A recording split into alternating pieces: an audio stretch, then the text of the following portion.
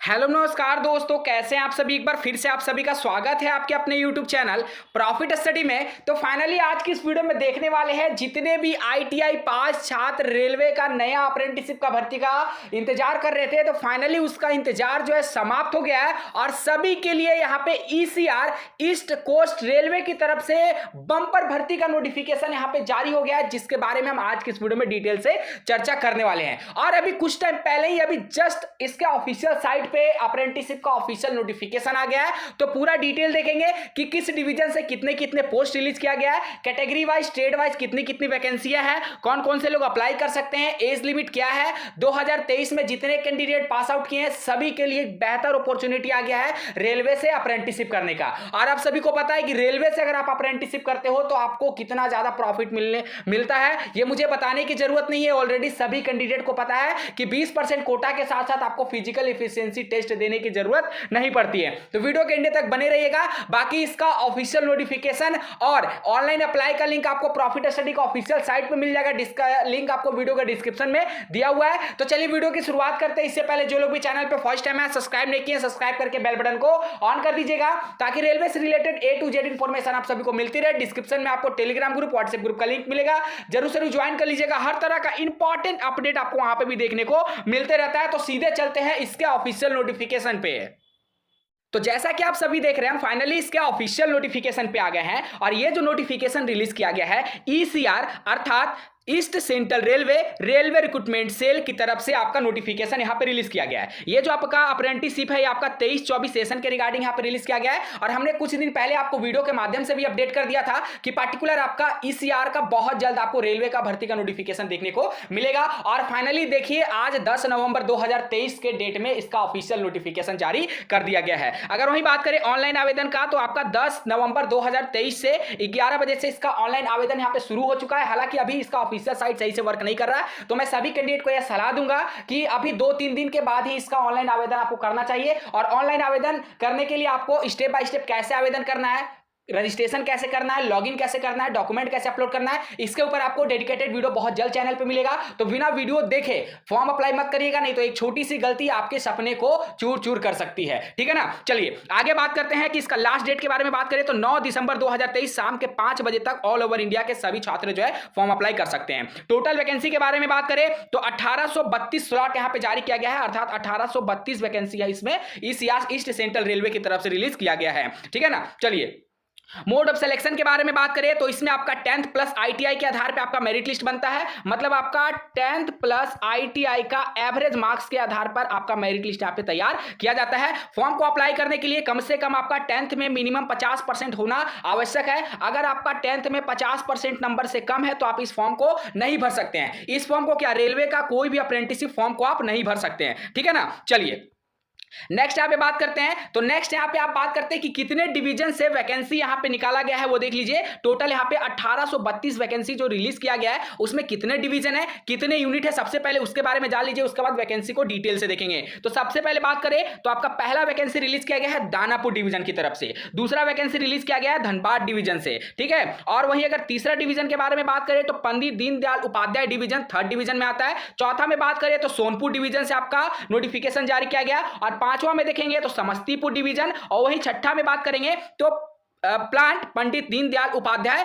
ठीक है, ये आपका छठा नंबर पे आता है। वहीं 7वां नंबर पे अगर बात करेंगे तो आपका कैरिज रिपेयर वर्कशॉप हरनौट की तरफ से। 7वां में आपका देखेंगे तो मैकेनिकल वर्कशॉप समस्तीपुर के तरफ से। यहां पे टोटल 1832 नोटिफिकेशन यहां पे जारी किया गया है पोस्ट पर। ठीक है ना। तो टोटल यहां पे कितना है, टोटल आपका 8 डिवीजन बोल लीजिए या फिर 8 ट्रेनिंग स्लॉट से आपका नोटिफिकेशन जारी किया गया है। अब किस डिवीजन में कितनी कितनी वैकेंसियां हैं, तो पहला में अगर बात करते हैं दानापुर डिवीजन में, तो दानापुर डिवीजन में आपका टोटल वैकेंसी 675 है। कितना, 675 वैकेंसी अकेला आपका दानापुर डिवीजन में रिलीज किया गया है। जिसमें अगर ट्रेड वाइज देखेंगे तो फीटर का आपका टोटल 201 सीटें, बहुत ज्यादा सीटें आपका रिलीज किया गया फीटर से।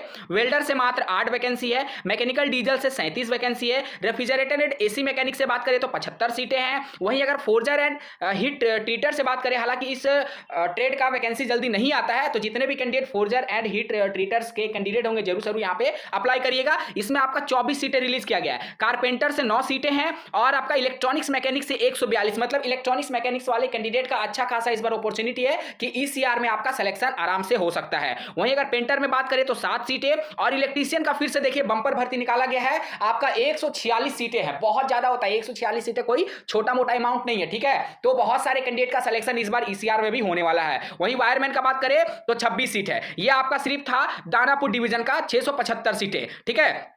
चलिए आगे बात करते हैं धनबाद डिवीजन के अंतर्गत, तो इसमें टोटल 156 सीटें जारी किया गया है। फीटर का देखेंगे तो 41 वैकेंसी, टर्नर का 23 वैकेंसी, मैकेनिस्ट का 7 वैकेंसी, कारपेंटर का 4 वैकेंसी, वेल्डर का 44 वैकेंसी, मैकेनिकल डीजल फीटर से 15 वैकेंसी और वायरमैन के तहत 22 वैकेंसी रिलीज किया गया है, ठीक है। नेक्स्ट डिवीजन को कवर करते हैं तो आपका थर्ड डिवीजन पे आता है पंडित दीनदयाल उपाध्याय डिवीजन, जिसमें 518 वैकेंसी रिलीज किया गया है। फीटर से देखेंगे तो अकेला फीटर में ही 285 सीटें यहां पे रिलीज किया गया है। मैकेनिस्ट का बात करेंगे तो सिर्फ 2 वैकेंसी, वेल्डर में 14 वैकेंसी, इलेक्ट्रीशियन में आपका 23 वैकेंसी यहां पे रिलीज किया गया है। उसके बाद एमएमटीएम में बात करेंगे तो मात्र 1 वैकेंसी रिलीज किया गया है। टर्नर में देखिए 3 वैकेंसी, वायरमैन में आपका 40 और mechanical refrigerator and AC mechanic में बात करेंगे तो 12 वैकेंसी, इलेक्ट्रॉनिक्स मैकेनिक्स में 92 और डीजल मैकेनिक में 46 वैकेंसी यहां पे रिलीज किया गया है। नेक्स्ट बात करते हैं सोनपुर डिवीजन में, तो सोनपुर डिवीजन में आपका मात्र 47 यहां पे वैकेंसी रिलीज किया गया है। यहां पे ट्रेड वाइज देख लीजिए तो फीटर में आपका 21 वैकेंसी, ब्लैक स्मिथ में 5 वैकेंसी, वेल्डर में आपका 6 वैकेंसी, कारपेंटर में भी 6 वैकेंसी और पेंटर में शायद यहां पे कितना वैकेंसी है तो 9 वैकेंसी आपका रिलीज किया गया। टोटल हो गया 47 वैकेंसी, ठीक है।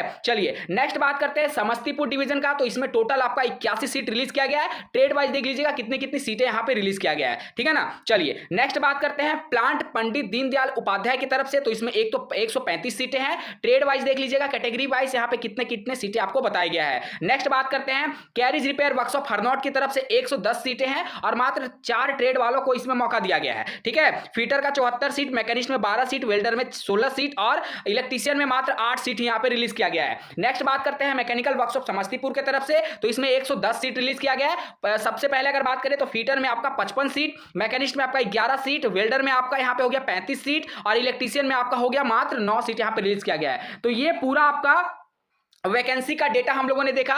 ईसीआर का ईस्ट सेंट्रल रेलवे का पूरा वैकेंसी का हम लोगों ने डेटा देख लिया कि 1832 सीटें में कितने कितने डिवीजन में कितनी कितनी सीटें यहां पे डिवाइड की गई है। अब चलिए जो अदर यहां पे टर्म एंड कंडीशन बताया गया उसको समझना बहुत ही जरूरी है। सबसे पहले आपका समझ लेते हैं एलिजिबिलिटी कंडीशन, तो इसमें आपका कम से कम फॉर्म को अप्लाई करने के लिए आपका एज 15 साल होना चाहिए और मैक्सिमम आपका एज जो है 24 साल होना चाहिए। अनरिजर्व का बात करेंगे अगर ओपन कैटेगरी से तो 15 से लेकर 24 साल तक एज लिमिट रखा जाता है। अगर आप ओबीसी से हैं तो मैक्सिमम आपको 3 साल का छूट दिया जाता है, अर्थात आपका 15 से लेकर 27 साल तक आप फॉर्म अप्लाई कर सकते हैं। वहीं अगर आप एससी और एसटी कैंडिडेट से बिलोंग करते हैं तो आपको 5 साल का रिलैक्सेशन के साथ 15 से लेकर यहां पे आप 29 साल तक कैंडिडेट जो है फॉर्म अप्लाई कर सकते हैं। और अगर आप पीडब्ल्यूडी कैंडिडेट से बिलोंग करते हैं तो मैक्सिमम आपको 10 साल का एज में रिलैक्सेशन देखने को मिलता है। एज का जो काउंट है आपका 1/1/2023 के डेट से किया जाएगा, ठीक है ना। चलिए नेक्स्ट यहां पे बात करते हैं, तो नेक्स्ट आपको देखिए यहां पे आगे क्या बताया गया। एलिजिबिलिटी कंडीशन तो हम लोगों ने देख लिया। उसके बाद बात करते हैं एजुकेशनल क्वालिफिकेशन का, तो एजुकेशनल क्वालिफिकेशन का देखिए तो इसमें आपको बोला गया है कि फॉर्म अप्लाई करने के लिए आपको 10th में कम से कम 50% नंबर होना अनिवार्य है। अगर आपका 10th में 50% नंबर से कम है तो आप रेलवे अप्रेंटिस किसी भी डिवीजन का फॉर्म अप्लाई नहीं कर सकते हैं। इसके साथ साथ आपके पास ITI का डिग्री भी होना अनिवार्य है और वो जो ITI का डिग्री होगा वो आपका SCBT वाला भी चल जाएगा और NCBT वाला भी चल जाएगा। तो आप चाहे NCBT से ITI किए हैं या फिर SCBT से ITI किए हैं, आप आराम से इसका जो फॉर्म है वो अप्लाई कर सकते हैं। इसमें कोई भी प्रॉब्लम आपको देखने को नहीं मिलेगा। नेक्स्ट आपको आगे बताया जा रहा है कि आपका 100 रुपए का फीस लगने वाला है, ठीक है ना। तो 100 रुपीज का आपको यहाँ पे फीस का भी भुगतान करना पड़ेगा। चलिए नेक्स्ट यहाँ पे बात करते हैं हाउ टू अप्लाई, आवेदन कैसे करना है। तो आवेदन करने के लिए आपको बेफिक्र रहिए, चिंता बिल्कुल भी नहीं करना है। आपको बहुत जल्द आपको चैनल पे वीडियो देखने को मिल जाएगा कि स्टेप बाय स्टेप आपको कैसे आवेदन करना है। और अभी एक बात का ध्यान रखिए, मैं आपको यही सुझाव दूंगा, सलाह दूंगा कि अभी आपको 2 से 3 दिन तक फॉर्म बिल्कुल भी नहीं भरना है। इसलिए मैं बोल रहा हूं कि देखिए जब भी फॉर्म का स्टार्टिंग होता है ना तो कुछ टेक्निकल ग्लिच होता है, कुछ टेक्निकल ऐसा एरर होता है, ठीक है, जो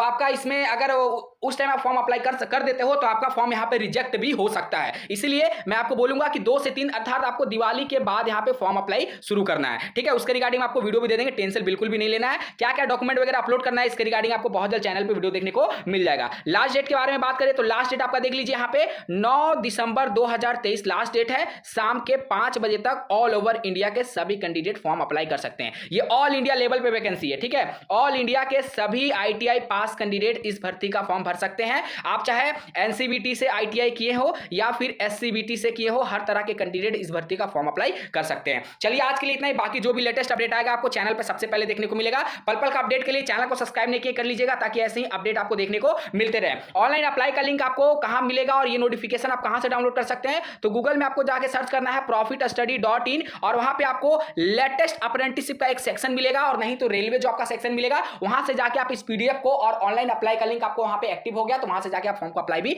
कर सकते हैं। आज के लिए इतना ही, फिर से मिलेगा आपसे नई भर्ती नई जानकारी के साथ। वीडियो को लाइक करके सभी ग्रुप में शेयर कर दीजिएगा। चलिए तब तक के लिए जय हिंद जय भारत।